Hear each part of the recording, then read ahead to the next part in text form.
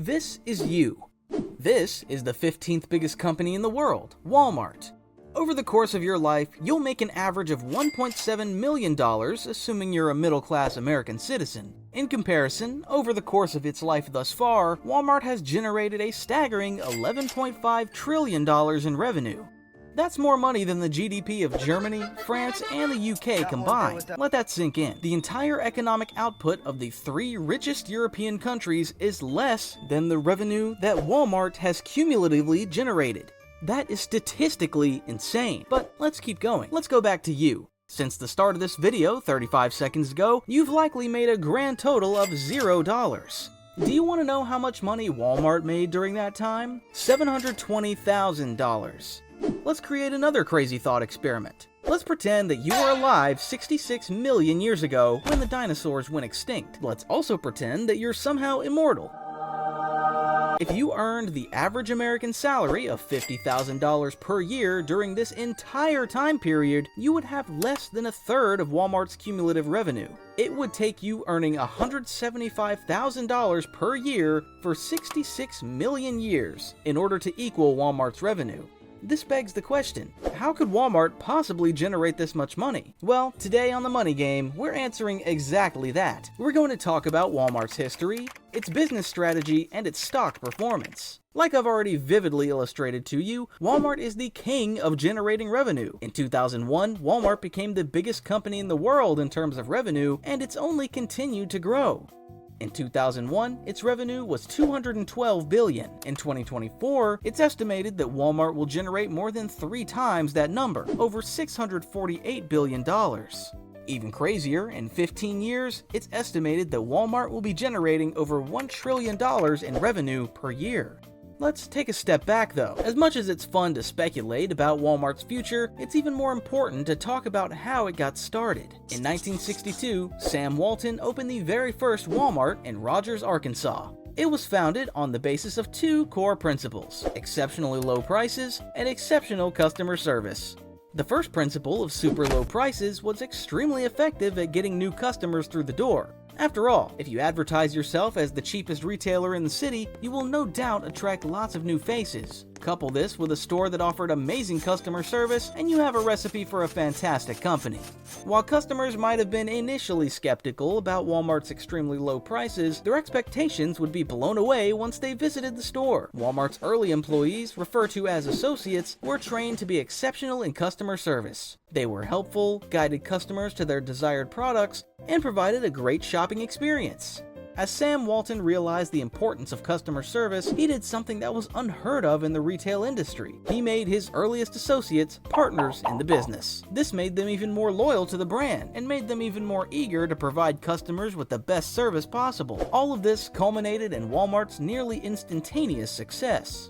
Within its first 5 years of business, the company expanded quickly to 18 stores. The company reached $9 million in sales, but Walton wasn't satisfied. In 1968, he opened the first store outside of Arkansas. Walmart's early expansion was driven by a couple factors. First off, Walton himself was an extremely savvy businessman. Prior to Walmart, he had successfully managed another retail store, so he had a good grasp on how to run a store effectively. Beyond this, Walton wasn't afraid to get his hands dirty to make Walmart a success. While Walmart's extremely low prices were good at getting customers in the door, they were also good at undercutting competitors.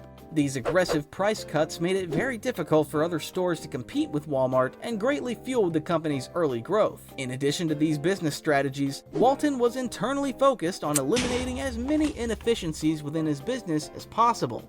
The quicker these inefficiencies were eliminated, the quicker Walmart could continue to lower prices, and the quicker it could overtake competitors. As Walmart's store count grew, Walton negotiated extremely favorable supplier contracts. By promising higher product orders in the future, Walton was able to leverage Walmart's expansion to get lower quotes from suppliers. For this reason, it became exponentially harder for competitors to match Walmart's prices. Walton also maintained his margins by being staunchly anti-union. He used an array of strategies to prevent his associates from unionizing, and personally, I'm not sure how I feel about them. Walton was known to delay elections within the company if any candidates were pro-union. He was also known to force-feed his employees anti-union propaganda. Even crazier, Walton straight up fired employees who striked or who he thought would promote unions. It would take 38 years for the first union to emerge within Walmart. It occurred within the meat department of a Walmart in Texas. The craziest part is that a mere 2 weeks after the union formed, Walmart decided to coincidentally fire all workers within that department. Even though this seems harsh, Walton had his reasons. By preventing unions, Walmart was able to preserve its bottom line and continue expanding for the rest of the 20th century. In 1970, after growing to 51 stores, Walmart made history by going public. 2 years later, it was listed on the New York Stock Exchange for $16.50. In contrast to Walmart's immense expansion in the 70s, the company's stock price hardly reflected this growth. For the first 25 months of Walmart being public, it lost nearly 75% of its value. Thankfully for the company, however, this would be the lowest point for the rest of its history. By early 1975, Walmart was back trading around its IPO price. The rest of the 1970s were the years of highest revenue growth within Walmart's history. Walmart's revenue would explode during this time period. In 1976, Walmart reported a 44% growth in revenue, then a 40% growth, then a 41% growth, and finally a 32% growth going into the new decade. In fact, the year 1980 was a milestone year for Walmart. This was the year when its revenue topped $1 billion for the first time, making Walmart the fastest company to achieve this feat up to that point. While the 70s were focused on growth, the 80s would be a decade of diversification. During this time, Walmart introduced two revolutionary store concepts, Sam's Club and Walmart Supercenters.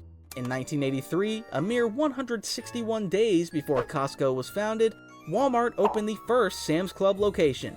Sam's Club was different from Walmart stores in the sense that it was a membership-only retailer. Instead of being open to the public, customers had to subscribe to a monthly membership in order to access the stores. That reminds me, you should subscribe to my channel. You don't even have to pay. Anyways, within Sam Club stores, customers would have access to products that were even cheaper than the regular Walmart prices. While most of the items had to be bought in bulk, customers didn't really care. Sam's Club was a success, and it was very helpful in diversifying Walmart's stream of revenue. The introduction of Sam's Club stores helped Walmart achieve its best year in history of 1984. Up to this point, Walmart's stock was doing fantastic. It increased by nearly 2,000% since the turn of the decade. More importantly, its revenue was soaring, reaching almost $5 billion in 1984. On top of that, Walmart's profit margins had increased to just over 8% during this year. While this may not sound like a lot, you have to take into account that retail is a naturally low-margin business. Considering Walmart's business model also relied on below-average prices, 8% actually seems pretty good. Anyway, this profit margin had always eluded Sam Walton, so in return for his company achieving this success, he promised them something special. He dressed up in a hula outfit and did the hula dance on Wall Street. I'll let this video speak for itself.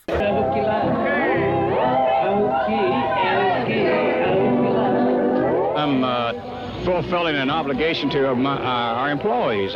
The remainder of the 1980s would continue to be a fantastic decade for Walmart. In 1988, Walmart would open its very first supercenter. Walmart supercenters were unlike anything America had seen before. Apart from their massive size, these supercenters sold everything imaginable. The goal of these stores was to provide a one-stop shopping experience for all customers. For the first time, you could buy electronics, clothing, and your weekly groceries all from the same store.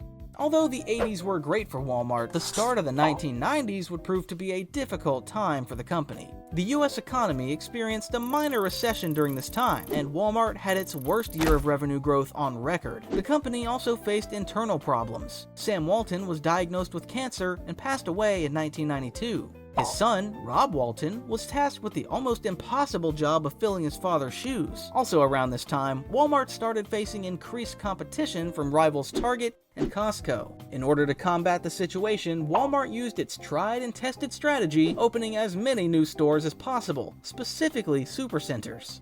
Since profit margins were very low, Walmart gambled on using debt to finance its new stores. Luckily, as the economy rebounded, the gamble paid off nearly immediately. 1993 would see Walmart's revenue grow by 35%, the biggest growth since the mid-80s. That same year, the company recorded its first $1 billion sales week. 1 year later, Walmart went international by acquiring a retail chain in Canada.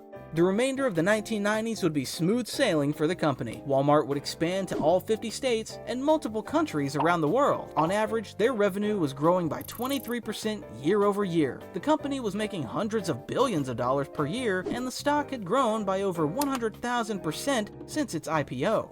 During the 21st century, Walmart would solidify its position as a global retail giant. In 2001, it surpassed ExxonMobil as the largest company in the world in terms of revenue, and since then, the company hasn't stopped growing. Even during the 2008 and 2020 recessions, Walmart never recorded a negative year of growth. That brings us to the present day. In 2024, Walmart operates stores in 24 countries around the world. Its e-commerce platform is slowly starting to challenge Amazon, and the company employs over 2 million people worldwide. On average, the company makes $1 billion in sales every 13 hours. When adjusted for inflation, Walmart has collectively generated $15 trillion since 1970. An investor who spent $100 on Walmart shares when the company IPO'd would now be worth $2,500,000. Overall, Walmart is objectively one of the most successful American brands in history and will likely hold this title for decades to come.